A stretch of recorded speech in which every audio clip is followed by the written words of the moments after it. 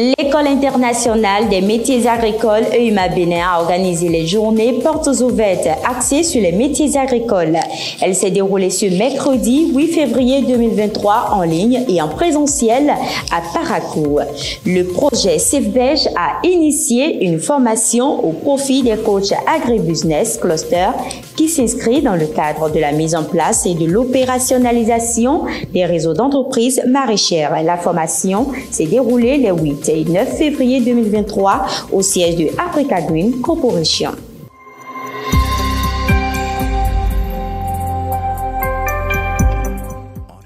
Bonjour à toutes, bonjour à tous.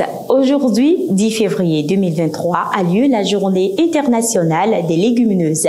Pour les agriculteurs, les légumineuses représentent une culture importante car elles peuvent être à la fois vendues et consommées sur place, préservant ainsi l'autonomie et la stabilité économique de l'exploitation. Ainsi, cette célébration offre une occasion unique de sensibiliser le grand public à l'intérêt des légumineuses et au rôle fondamental qu'elles jouent dans la transition vers des systèmes agroalimentaires plus efficaces, plus inclusifs, plus résilients et plus durables dans l'optique d'améliorer la production, la nutrition, l'environnement et les conditions de vie en ne provoquant personne de côté.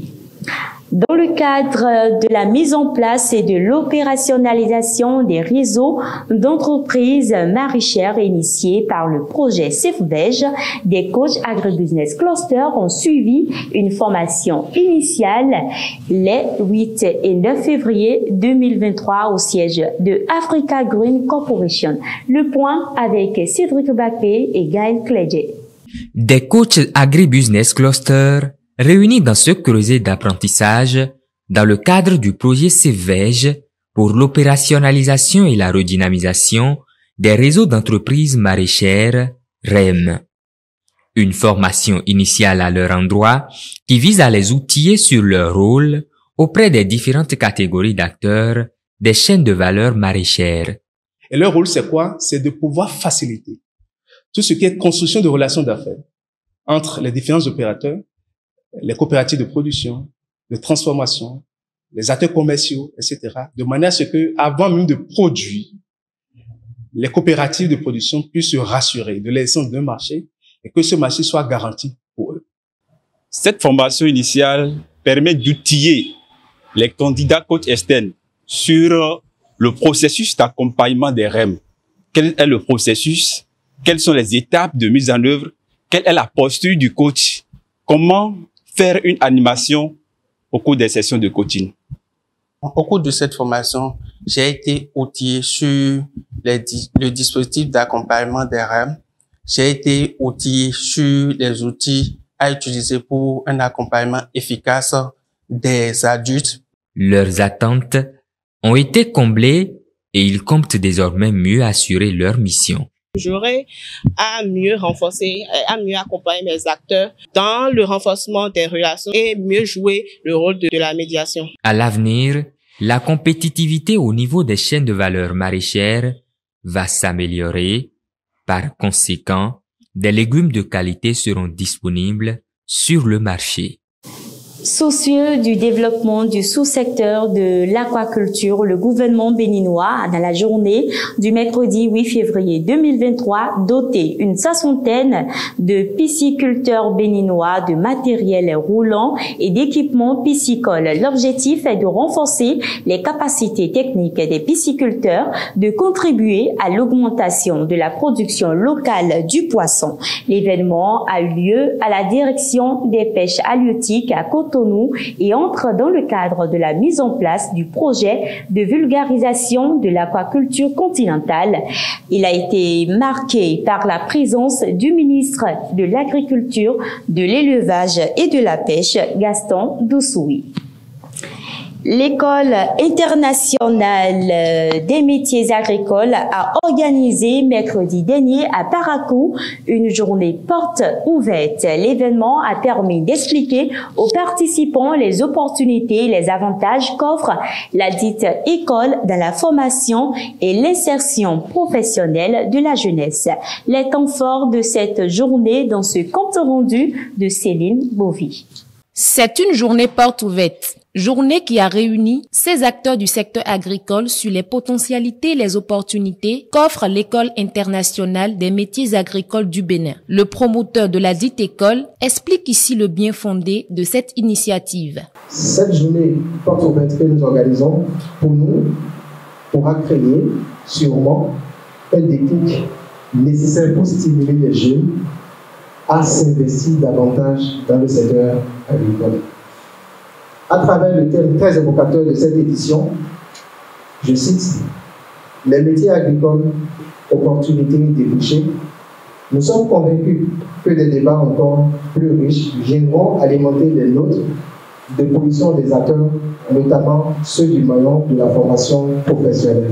Honorable invité, ce n'est plus un secret que le secteur agricole est doté d'atouts et d'opportunités pour l'émergence et le développement d'entreprises performantes. Ainsi, à travers l'EIMA, c'est-à-dire l'École internationale des métiers agricoles, nous espérons apporter une contribution significative à l'opérationnalisation de cette ambition et l'atteinte des résultats du PAG. Placé sous le thème « Les métiers agricoles, opportunités et débouchés », la JPO a connu la présence de plusieurs autorités à divers niveaux, venues de part et d'autre, pour soutenir l'initiative. L'initiative qui est en train d'être prise est une bonne initiative qu'il faut saluer dans la mesure où elle est portée par la jeunesse, elle correspond à un besoin du politique et de l'économique, mais en même temps aussi à un besoin de la jeunesse. La jeunesse parce qu'aujourd'hui, la question qui taraude sur les lèvres, c'est comment s'insérer dans le tissu économique au moyen d'un métier. À travers son représentant, l'Agence territoriale pour le développement agricole Pôle 4 réitère ici son engagement à accompagner et soutenir à travers le MAEP, le IMA dans l'exécution de son programme. Nous, en tant que structure de l'État, nous sommes avec le responsable de cette école pour l'accompagner dans tous les sens, surtout pour accueillir également des stagiaires, pour les former, pour leur donner aussi le goût de l'entreprise. N'oublions pas que dans les documents stratégiques du ministère, il est prévu que l'État, disons le ministère de l'Agriculture et de la Pêche, va faciliter aussi l'accès aux connaissances et aux innovations.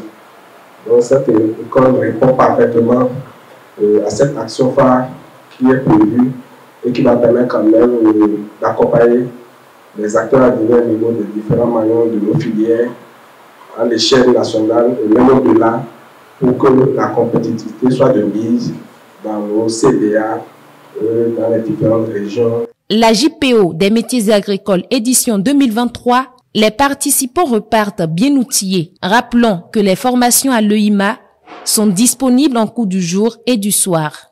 L'agroforesterie est un mode d'exploitation des terres agricoles associant des arbres et des cultures ou de l'élevage. Cette association présente de nombreux atouts face aux défis environnementaux actuels pour atténuer le changement climatique. Les précisions avec Wilfried Biao Mongazi, chef département de la gestion du changement climatique au ministère du cadre de vie et du développement durable. Comme nous sommes dans la foresterie, et l'ensemble des pratiques qu'il faut vraiment voir dans ce sens, et d'une part, c'est de renforcer donc ces puits à carbone, et de l'autre côté, c'est de limiter, voyez-vous, les émissions issues donc de la déforestation. Parce que quand vous détruisez les forêts, vous permettez que les émissions soient rejetées. Et tout ce qui doit accompagner maintenant ces deux activités concourent donc à régler, à y faire face par rapport à la lutte contre les changements climatiques. Donc les pratiques agroforestières concourt donc à la limitation d'une part et au renforcement donc des puits de carbone. Et voyez-vous, au-dessus d'une forêt, il y a des forêts à but communautaire. Voyez-vous, et le développement des activités génératives de revenus autour des forêts, tout ça, la production des agrumes, ça éviterait d'aller détruire davantage, voyez-vous, d'autres espèces. Donc, les pratiques agroforestières concourent à la réduction drastique quand même des émissions de gaz à effet de serre et à renforcer les puits de carbone. Ce qui nous permet, quand on va faire le bilan des émissions, vous verrez que nos forêts sont bien protégées. La population n'arrive pas à les détruire parce qu'elle a des activités qui permettent non seulement de pouvoir régénérer la forêt et d'autre part de limiter la destruction. Donc voyez-vous, donc toutes ces actions concourent d'une manière ou d'une autre à lutter contre les changements climatiques. En hectare, actualité dans cette édition, rendons-nous au Togo où le Forum des producteurs agricoles FOPAT a démarré ce mercredi 8 février et va s'achever demain, samedi 11 février 2023 à Atapamé pour le compte de la région des plateaux, après bien sûr la région des savanes et la région maritime. Placé sous le thème transformation structurelle de l'agriculture togolaise, défis et perspectives. Ce forum est une initiative du chef de l'État du Togo qui s'inscrit dans le but de mener dans chaque région économique du pays des réflexions collectives sur les nouveaux mécanismes de développement du secteur agricole. Le FOPAT permettra aux acteurs du secteur agricole d'échanger avec le chef de l'État sur les problèmes et les défis liés à l'agriculture togolaise. L'objectif visé est de parvenir à l'autosuffisance alimentaire, améliorer la productivité et réduire la dépendance vis-à-vis des importations des denrées alimentaires. Ainsi s'achève cette édition. Merci de l'avoir suivi et bon week-end.